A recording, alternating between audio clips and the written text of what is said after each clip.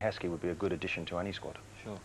Well, one side looking to break into the Premier League elite is Manchester City, but amid the new signings and overseas superstars, Micah Richards hopes to play a big part in City's surge towards the Champions League places. He's the shy boy who swapped inner-city Leeds for football's manicured lawns.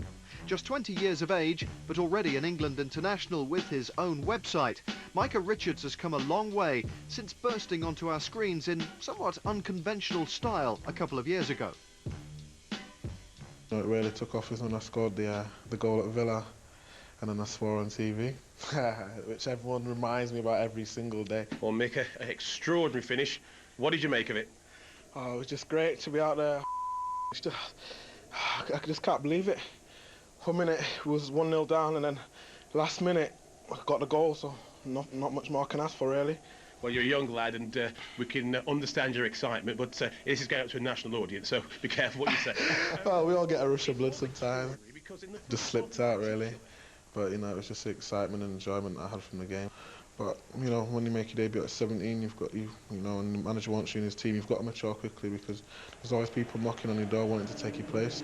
When we come through the academy, big things were expected. When I signed when I was 14, you know, people would say, you know, you're going to go and play for the first team and play for England, but you don't actually, you know, believe it until you're doing it. And, you know, just worked hard, and, you know, dreams coming true now. I've read that Jim Cassell described you as Bambi when you were arrived. What's that about? You tell me. Is that right? Well, I don't know. I was when I first come, I think they skied me as a striker, and then ever since, you know, as the years go on, I've just been pushed further and further back, and all I do is just head it and run fast out. After a high-speed start, his international career has stalled. While the rest of England enjoys Fabio Capello's flourishing reign, Micah's overriding emotion is one of frustration. After playing 11 times for them and, you know, doing well in almost every game, you know, it's a bit frustrating not to be playing now. But, you know... How do you respond to it then? No, there's no way to respond. You just have to play, you know, play your game, make sure you're playing well for your club, and, you know, hopefully get your chance again. And, you know, next time when I get a chance, you know, hopefully take it and keep it.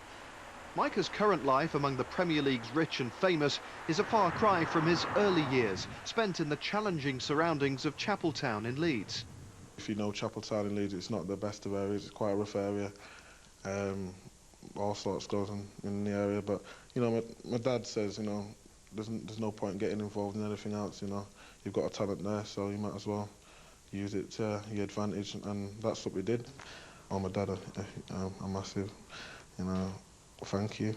Without football, to be honest, I don't know where I'd be right now.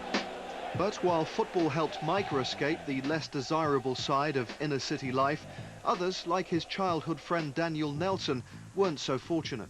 He got caught up in stuff that, you know, the majority of people in the area do get caught up in. What sort of things? Like, you know, drugs and stuff, you know, selling drugs and getting them staying out till all hours in the morning, going out, drinking, partying, you know, that sort of thing, and he ended up going to prison, and, you know, it all got a bit too much for him, and he hung himself. So it's mad how, like, his life went that way and my life went this way, so this way you have to appreciate everything that you get in life. Micah Richards has made the most of his opportunity so far, but he still has some pretty lofty objectives. Captaincy of both club and country, to name but two. Hopefully, you know, Mark Hughes does believe in me, that he sees me as a captain in the future, and hopefully I can be England captain in the future as well. I mean, you must pinch yourself. Yeah, definitely. You know, from coming from a hard, like we just spoke about, hard life in Chapeltown to where I am now, you know, it can only be good. I don't want to dwell on it now. I just want to push on and take my, you know, Micah Richards to as far as he can possibly go. Yeah, Martin, he's certainly come a long way since he was called Bambi by his academy director, Jim Cassell, hasn't he? He's hardly Bambi. I mean, to be honest, when I first saw him, I mean, physically, the most athletic player I've seen probably in 20 years of watching football. You know, he is a real athlete. And what's worrying is his lack of positional sense defensively. That needs to be ironed out. I'm sure under Mark Hughes now they're working with him to bring the best out of him. But You know, the friendlies coming up for England, it'd be interesting to get him with Capello again. You know, he knows a bit or two about defending.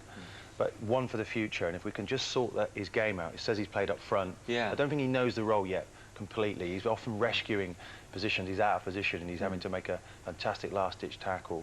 So there's a lot to learn for him, but definitely one there for the future. Yeah, he's a little bit in his position, a little bit reactive rather than proactive. Right. But, you know, that's the thing at any football club is you want centre-backs who've made their mistakes and, you know, the centre-backs that you can just rely on week in, week out. He's still learning and he's still making them. The sooner he learns, he will become an even better player. I think my only little worry about him is sort of positionally. Yeah. I don't think he's quite got it yet. He's not quite understood it. But because he's so strong and because he's got like so much pace, which gives him power to recover, he can make up for his mistakes. But I think he's going to be a super player. It may well end up as well. He might even play it right back. We